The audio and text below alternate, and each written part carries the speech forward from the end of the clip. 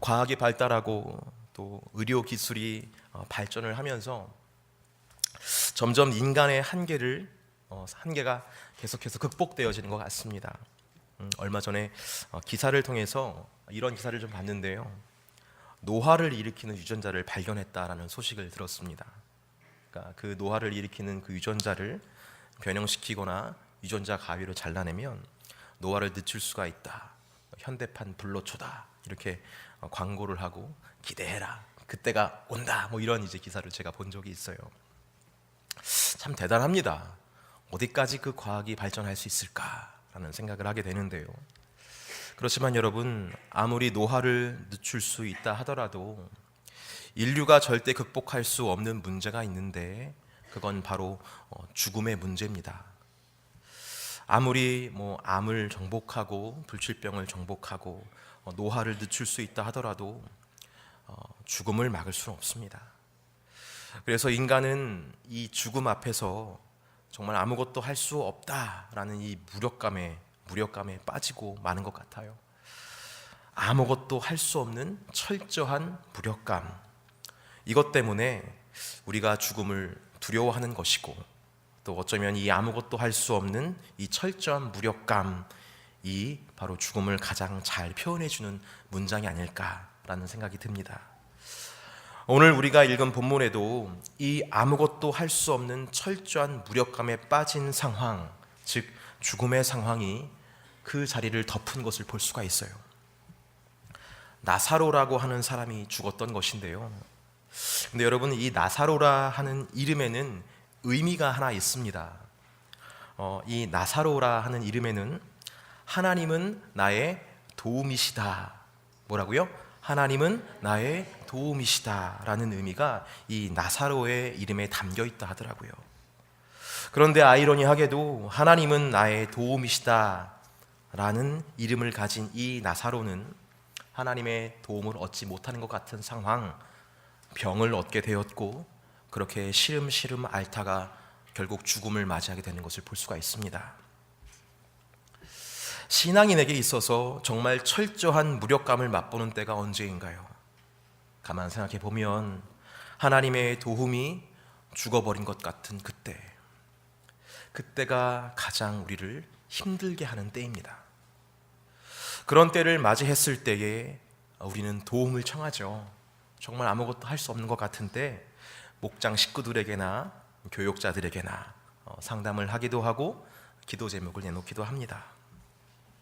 여러분, 그때마다 듣게 되는 한마디가 무엇입니까? 왜 이렇게 믿음이 없어? 기도해야지. 기도하면 아버지가 다 들어주시오. 기도해. 여러분, 이런 말 들어보시지 않았습니까? 저만 들어봤나요?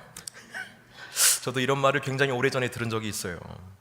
아버지가 아프실 때 그때 사람들을 통해서 기도해. 야, 네가 신학생인데 하나님이 들어주시겠지. 근데 돌아가셨어요. 그 말을 들으면 여러분 어떤 기분이 드십니까? 제가 예전에 그 말을 들었을 때 굉장히 화가 나더라고요. 왜냐하면 저도 하나님이 도와주시는 거 알거든요. 기도하면 하나님이 도와주시는 거 알고 있고요. 그리고 더 중요한 건 저는 기도를 하고 있던 때였습니다. 사랑하는 성도 여러분, 힘들어하는 지체에게 기도해라고 말하지 마시길 바랍니다. 아멘 하시길 바라요.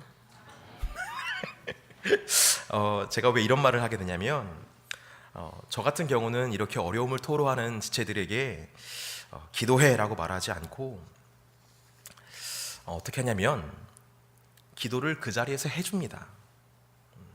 어깨에 손을 얹고 그분의 심정을 충분히 느껴가면서 하나님께 그분을 올려드려요. 하나님, 이 영혼을 주님께 맡깁니다. 이 상황 주님께서 아시잖아요.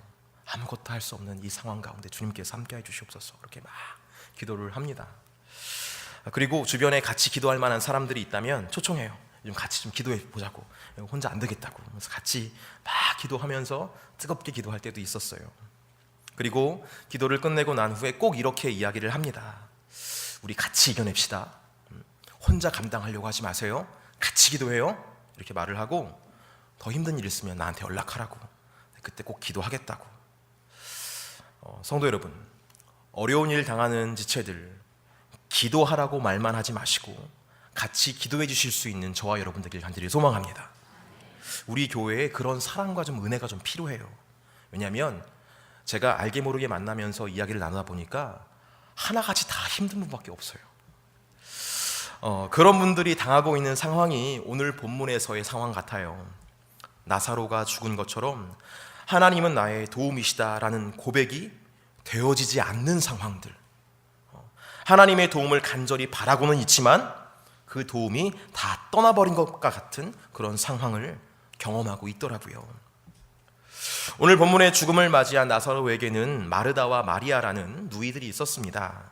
이 누이들은 나사로가 죽기 전에 예수님께 사람을 보내요. 아마 본인들이 갖고 싶었겠지만 경황이 없으니까, 오빠가 너무 아파하니까 자기보다 더 빠른 걸음을 할 수 있는 사람을 선별해서 예수님께 보냅니다. 그리고 예수님께 이런 소식을 전하는 걸 볼 수가 있어요. 우리 그 소식을 한번 읽어봅시다. 요한복음 11장 3절 말씀이에요. 요한복음 11장 3절 말씀, 화면은 준비되지 않았으니까 같이 펴봐서 읽어보겠습니다. 3절 말씀 읽겠습니다. 시작. 이에 그 누이들이 예수께 사람을 보내어 이르되 주여 보시옵소서, 사랑하시는 자가 병들었나이다 하니, 3절을 읽어보면서 이 마르다와 마리아에게 한 가지 믿음이 있었던 것을 볼 수가 있습니다. 그 믿음은 바로 이런 거예요. 주여 보시옵소서, 사랑하시는 자가 병들었나이다. 그러니까 예수님께서는 나사로를 사랑하신다라는 그런 믿음이 있었다는 거예요. 그러니까 예수님께서 나사로를 너무 사랑하시니까 우리의 청을 바로 들으러 오실 것이다 라는 기대를 가지고 그 사람을 보낸 것입니다. 그런데 여러분, 결국 예수님께서 제때 오십니까? 늦게 오십니다. 오시긴 오셨지만 바로 안 오셔요. 그래서 나사로가 결국 죽고 맙니다. 자, 이런 일련의 과정들을 통해서, 이런 상황들을 대하면서 마르다와 마리아는 어떤 마음이 들었을까요? 자기가 믿어서 보냈는데, 나를 사랑하신다고 내가 믿었기 때문에 그거를 믿고 보냈는데 예수님 안 오시고 죽어버렸어요. 아마 처음에는 이런 생각이 들었을 것 같아요. 예수님께서 나도 사랑하시고 우리 오빠 나사로도 사랑하신다고 했는데 아니었나? 예수님이 날 사랑하시지 않았나? 라는 그런 생각, 그런 의심이 들었을 것 같아요. 이런 혹독한 현실을 직면하면서 우리 또한 그런 생각을 하지 않습니까? 우리의 삶에 어려운 일이 생길 때마다 하나님이 정말 나를 사랑하시나? 그런 의심이 들 때가 있죠. 뿐만 아닙니다. 이런 생각을 할 때도 있어요. 혹시 내 정성이 부족했나? 내가 사람을 보내지 말고 직접 갔어야 했나? 그러면 예수님께서 내 얼굴을 보셨어라도 빨리 오셨을까? 그런, 우리는 이 혹독한 현실 속에서 자책을 하는 거예요. 내 정성이 너무 부족했다. 내 기도가 너무 짧았다. 내게 능력이 없었다. 내가 중보기도 요청을 안 했다. 그러면서 나 때문에 이런 일이 벌어졌다고 막 자괴감에 빠질 때도 있습니다. 이렇게 예수님께서 오시지 않는 그 현실 속에서, 하나님의 도움이 다 끝난 것 같은 상황 속에서 우리는 나를 향하신 예수님의 사랑을 의심하기도 하고, 내 정성이 부족한 것은 아닐까 하는 그런 자책과 자괴감에 빠지기도 합니다. 하지만 여러분 기억하시길 바랍니다. 성경은 분명히 이렇게 이야기를 하고 있어요. 그 바로 뒤에 오는 말씀, 요한복음 11장 5절 말씀을 같이 읽어보겠습니다. 5절 말씀이에요. 같이 읽겠습니다. 시작. 예수께서 본래 마르다와 그 동생과 나사로를 사랑하시더니. 예수님께서 비록 우리의 기도대로 응답하지 않으셨을지는 모르지만, 그래서 나사로가 있는 곳에 바로 가시지 않았을지는 모르지만, 그럼에도 예수님의 사랑은 변하지 않았다는 것을 성도는 믿을 수 있어야 한다는 것을 아주 성경이 팍 얘기하는 거예요. 사랑하는 성도 여러분, 그럼에도 우리가 예수님의 사랑은 변치 않았다라는 것을 기억하기 위해서 훈련받아야 할 덕목이 하나 있는데요. 그중 하나가 뭐냐면 바로 믿음의 기준을 바로 세우는 게 우리가 훈련받아야 할 것입니다. 믿음의 기준을 상황에 두는 게 아니라 말씀에 둬야 한다는 거예요. 믿음의 기준을 어디다 둔다고요? 상황에 두는 게 아니라 말씀에 둬야 한다. 이런 거죠. 내가 왜 예수님을 믿냐? 내 삶에 이런 일이 벌어졌기 때문에 내가 예수님을 믿는다. 이렇게 우리의 믿음의 기준이 기적적인 상황이라면 우리의 믿음은 시시각각 달라질 것입니다. 이런 거죠. 내 삶에 좋은 일이 생기면 믿음이 굳건해지지만 또 내 삶에 안 좋은 일이 생기면 믿음이 시들해집니다. 이렇게 믿음의 기준이 상황이면, 현실이면 있다가도 없어지고 없다가도 있어지는 게 바로 믿음일 거예요. 다시 말해 믿음의 성장은 절대로 이루어지지 않는다는 것입니다. 반면에 믿음의 기준이 말씀이라면, 우리의 믿음의 기준이 예수님의 십자가와 부활이라면 얘기는 달라지죠. 그 말씀, 십자가와 부활이라는 그 명확한 사건과 말씀 위에 우리의 믿음의 기초를 놓으면 우리의 믿음은 절대로 흔들리지 않습니다. 이런 거예요. 안 좋은 일이 생기면 십자가의 믿음을 둔 성도는 이렇게 반응을 할 거예요. 예수님도 십자가를 지셨지. 그래, 그렇게 고난을 받으셨어. 하지만 그게 끝이 아니셨지. 예수님께서 십자가 죽음을 당하신 후 부활하신 것처럼 나에게도 지금은 고난이지만 부활의 영광이 기다리고 있지. 이렇게 고난에 대해서 반응할 거란 말이에요. 그리고 믿음의 기준을 상황이 아니라 말씀과 십자가 부활의 믿음의 기준을 두고 있는 사람은 기다리고 인내하는 삶을 살아갈 수밖에 없습니다. 그러다 좋은 일이 생기면 이렇게 반응하는 거예요. 역시 주님은 살아계셔. 할렐루야. 십자가의 죽음에서 이루신 그 부활의 영광이 지금 내게 임했네. 역시 주님은 살아계시네. 역시 신앙에는 끝나지 않네. 승리하네. 이렇게 해서 주님을 찬양하는 거예요. 이렇게 믿음의 기준이 말씀, 즉 예수님의 십자가와 부활의 믿음의 기준을 둔 성도는 기쁠 때나 슬플 때나 십자가를 지신 예수님을 바라볼 수밖에 없다는 것입니다. 그리고 예수님과 함께하는 삶을 살아가며 마침내 승리하신 주님과 승전가를 부르는 삶을 살게 될 것입니다. 사랑하는 성도 여러분, 우리의 믿음이 흔들릴 때 상황과 현실을 집중해서 보는 게 아니라 말씀을 통해 예수님의 십자가와 부활을 더 깊이 바라보시기를 예수님의 이름으로 축복합니다.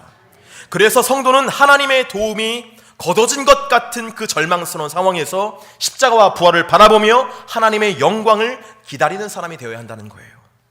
우리 요한복음 11장 4절 말씀 다 같이 읽어보겠습니다. 같이 읽겠습니다. 시작. 예수께서 들으시고 이르시되 이 병은 죽을 병이 아니라 하나님의 영광을 위함이요 하나님의 아들이 이로 말미암아 영광을 받게 하려 함이라 하시더라. 여러분 기억하십시오. 하나님의 사랑을 입은 사람도 살다 보면 죽음의 상황, 아무것도 할 수 없는 그런 철저한 무력감에 빠지는 상황을 경험할 수 있습니다. 그 죽음의 상황 속에서 물론 힘이 들고 낙심이 들겠지만 그럴지라도 다시 한번 마음을 다잡고 이렇게 고백할 수 있어야 한다는 거예요. 이 모든 것은 하나님의 영광을 위함이다. 여러분, 이 말은 이 모든 고통은 하나님을 위해서 받는 것이다, 이런 말을 하는 게 아니라요, 하나님의 영광을 위함이다라는 고백은 이 고난의 상황 속에서 하나님은 반드시 자신의 위대함을 나타내실 것이다라는 믿음의 고백이에요. 사람들은 할 수 없다고 말하지만, 불가능하다고 말하지만 하나님은 이곳에서 자신의 전능하심을 드러내고 말 것이다. 비록 지금은 내 입술에서 낙담이 튀어나오지만 하나님은 그 모든 상황을 바꾸사 내가 찬양할 수밖에 없는 상황으로 인도하실 것이다 라는 믿음이 바로 하나님의 영광을 위함이다 라는 고백에 담겨있다는 것입니다. 그래서 성도는 그 고난과 환난 속에서 하나님의 영광을 기다리며 예수님의 십자가 고난을 묵상합니다.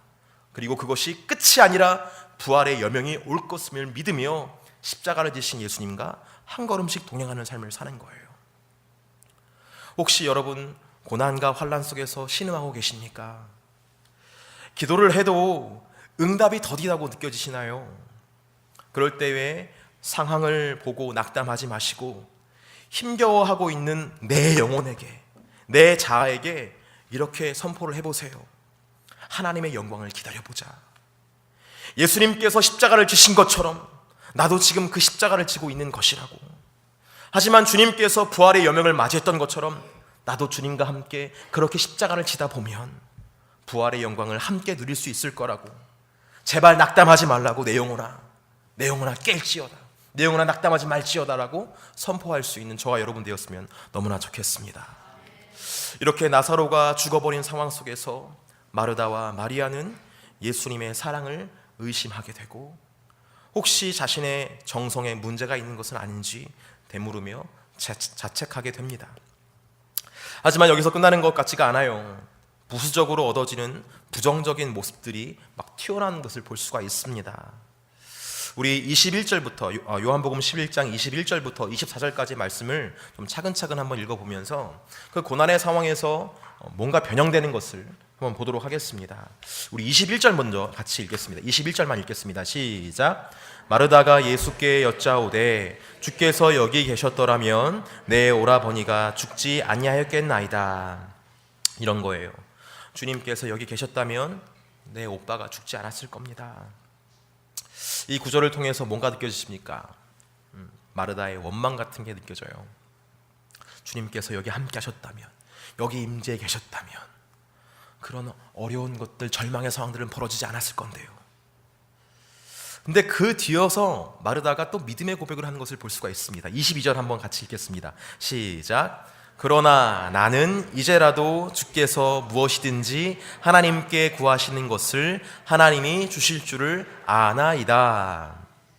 그러나 나는 이제라도 주님께서 하나님께 구하는 것은 다 하나님께서 주실 것을 내가 압니다. 여러분, 그래도 마르다는 착한 것 같아요. 예수님 앞에서 원망하는 것을 막 대놓고 막 말하지 않았어요. 어떻게 예수님이 내 매기도 응답해 주시지도 않고 오시지도 않고 기적도 안 일으켜 주시고 어떻게 이럴 수 있습니까? 저라면 막 그랬을 텐데, 예수님 앞에 두고 막 손가락질을 하면서 그랬을 텐데, 제가 막장이에요 그렇게. 근데 마르다는 그렇지 않아요. 예수님한테 예수님께서 오셨으면 너무나 좋았을 것 같은데 그래도 지금이라도 주님께서 뭔가를 하시면 될 줄 저는 압니다 라고 이야기를 해요. 그런데 여러분, 마르다의 말이 의미심장합니다.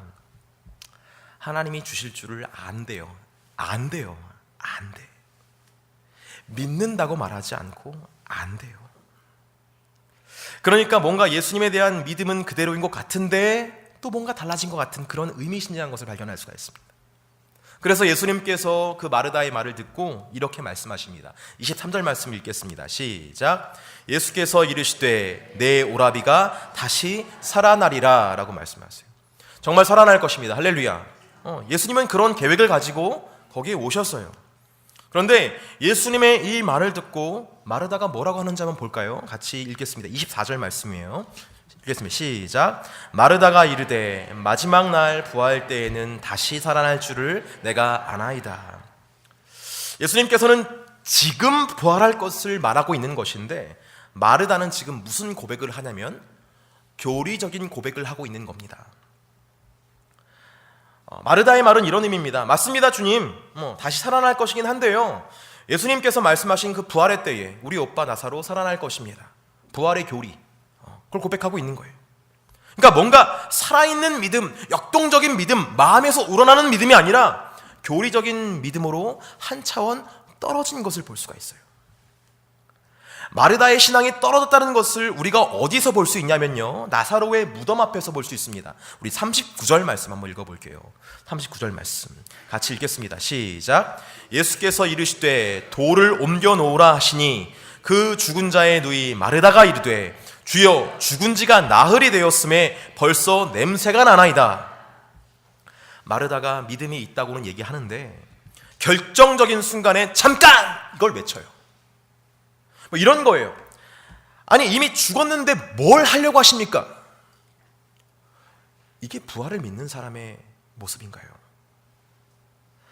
마르다는 나사로의 죽음이라는 그 상황을 경험한 후에 신앙의 방어기제를 통해서 교리적인 신앙으로 한 차원 떨어지게 되었습니다. 물론 엄청 착한 신앙이죠. 그래도 예수님에 대한 신앙을 지키려고 애쓴 흔적이 보입니다. 뭐 이런 거죠. 나사로가 죽었으니까 죽었어요. 왜 죽었지? 이거 왜 그러지? 그래도 예수님 살아계시고 난 예수님 알고 이게 무슨 뜻이지? 그래, 주님께서 무슨 뜻이 있겠지. 그래, 뭔가 다른 게 있을 거야. 그래, 나중 부활 때에는 부활하겠지. 뭐 계속 내 딴에는 예수님을 보호하려고 막 변증하고 있는 거예요. 내가 예수님과 떨어져 나가지 않으려고 계속 변증하고 있는 거. 그러나 여러분, 이런 신앙의 방어기제가 결정적인 순간 예수님의 부활의 역사를 멈칫하게 했다는 것을 기억해야 할 줄 알아요. 우리가 봤을 때는 그것이 최선으로 보이지만, 그것이 나의 신앙을 지키는 것 같아 보이지만, 그것이 결정적인 순간에 예수님을 향해 잠깐이라고 이야기했다는 것이죠. 뿐만 아니라 예수님께서 지금 나사로가 깨어날 것이다, 지금 나사로가 깨어날 것이다 라고 말씀하셨는데, 지금은 아니고 먼 미래, 나중에 종말의 때에나 라고 말함으로써 가까이에 있는 부활의 권능을 믿음으로 바라보지 못했다는 사실 또한 기억하셔야 돼요. 부활의 능력 되시는 예수님이 바로 앞에 있었는데 부활은 저 멀리 있습니다 라고 말했다는 것이죠. 이것이 나사로의 죽음의 상황에서 얻게 된 부정적인 첫 번째 요소 중 하나입니다. 그렇다면 두 번째, 나사로의 죽음의 상황에서 또 어떤 부정적인 요소를 얻게 되었을까요? 우리 32절과 33절의 말씀 같이 읽어보겠습니다. 읽겠습니다. 시작. 마리아가 예수 계신 곳에 가서 배웁고 그 발 앞에 엎드리어 이르되 주께서 여기 계셨더라면 내 오라버니가 죽지 아니하였겠나이다 하더라. 예수께서 그가 우는 것과 또 함께 온 유대인들이 우는 것을 보시고 심령에 비통히 여기시고 불쌍히 여기사. 나사로의 죽음의 상황을 통해 마리아는 슬픔이라는 부정적인 감정을 얻게 됩니다. 그리고 그 슬픔은 그 자리에 있는 이웃들에게까지 확산되는 것을 볼 수가 있어요. 나사로의 죽음을 통해서 나에게 슬픔이 자리하게 되고 그 슬픔이 내 옆 사람에게 전이 되었다라는 것이죠. 이 나사로의 죽음, 하나님의 도우심이 걷어진 것 같은 이 상황 속에서 우리들은 그래도 하나님을 붙잡고자 하는 마음에 교리적인 신앙이라도 붙잡으려는 노력을 하게 되고, 슬픔을 극복하기 위해 연합을 꾀합니다. 불러들이는 거예요. 그리고 함께 슬픔을 나누는 거예요. 그러나 여러분 기억하십시오. 예수님이 계시지 않는 신앙의 발버둥과 슬픔을 나누는 연합은 어떤 면에서 위로를 줄 수 있고 힘이 되겠지만 참된 위로와 문제 해결은 될 수 없었다는 것을 우리는 볼 수 있어야 해요. 예수님이 없는 그런 지식의 나눔의 현장, 성경 공부의 어떤 그런 현실들, 바리새인만 낳는 그런 상황을 이끌 수가 있고, 예수님이 안 계시는 그 우리의 서로의 그 수다의 현장들, 기도 제목을 나누는 것이 아니라 그냥 우리의 그냥 이 얘기를 그냥 하는 어떤 그 현장들 안에서 과연 참된 위로가 있을까를 고민해 볼 수 있어야 한다는 거예요. 그렇다면 주님이 오늘 말씀을 통해 우리에게 선포하는 것은 무엇인가? 우린 그것을 다시 한 번 더 볼 수 있어야 합니다. 나는 부활이요 생명이다라고 예수님께서 지금 말씀하시고 있어요. 여러분, 부활이 무엇입니까? 부활은 죽음을 이기는 거예요. 죽음이 나사로를 붙잡고 있었다라면, 죽음을 인격화시켜서 봅시다. 죽음이 나사로를 붙잡고 있었어요. 그런데 부활이요 생명 되신 예수님께서 그 죽음의 세력을 말씀으로 끊어버리시는 거예요. 그것이 바로 나는 부활이다라는 선포 속에 녹아져 있는 역사입니다. 오늘 본문에서 예수님의 비통과 우린 눈물을 보게 돼요. 여러분, 이 비통과 눈물이 누구를 향해 있는 것입니까? 마르다가 불쌍해서 예수님께 눈물을 흘리는 것입니까? 마리아가, 나사로가, 아니면 거기에 있는 유대인들이 불쌍해서 비통해서 그들을 향해서 눈물을 흘리시는 걸까요? 여러분, 아니에요. 그럼 뭐하러 늦게 오셨어요? 빨리 오시지. 예수님께서 비통해 하셨던 것은 바로 그들을 붙잡고 있었던 죽음의 세력, 그들을 끝끝내 내려놓게 하는 어떤 그 죽음의 세력을 보고 너무나 안타까운 거예요. 내 백성들, 내가 사랑하는 자들이 그렇게 죽음의 세력에 지금 얽매여서 슬퍼하고 있고 낙담하고 있고 잘못된 생각을 하고 있는 걸 보면서 예수님께서 비통해 계셨다는 거예요.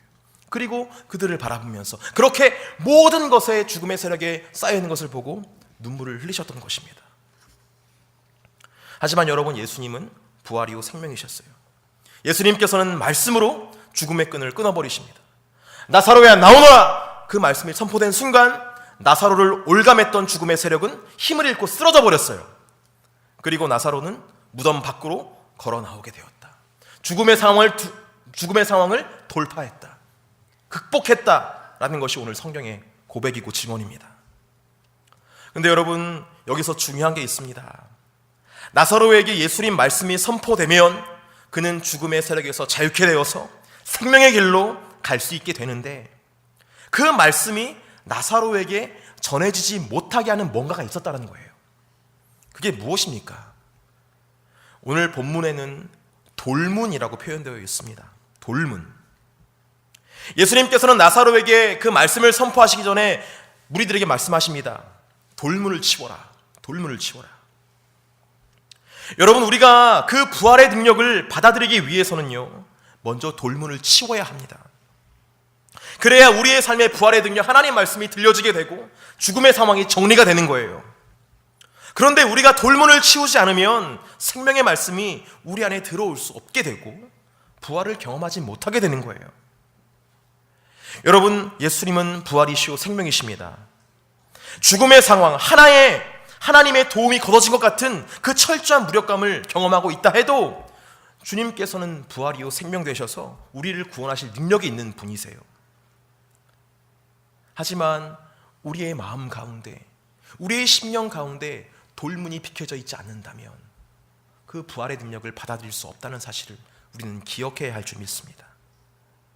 성경의 말씀을 단순히 교리로만 받아들이고, 그래 나도 더 알고 있지, 오늘 설교 다 했네, 다 알겠어, 그냥 그렇게만 받아들이는 우리의 모습이 있다면 여러분, 그 말씀을 받아들일 수 있을까? 내가 지금 처한 상황에서 느껴지는 어떤 애통함과 슬픔 때문에 말씀이 들려지지 않는다면 그 말씀의 능력을 경험할 수 있을까? 우리는 철저하게 이 부분에 대해서 되돌아봐야 합니다.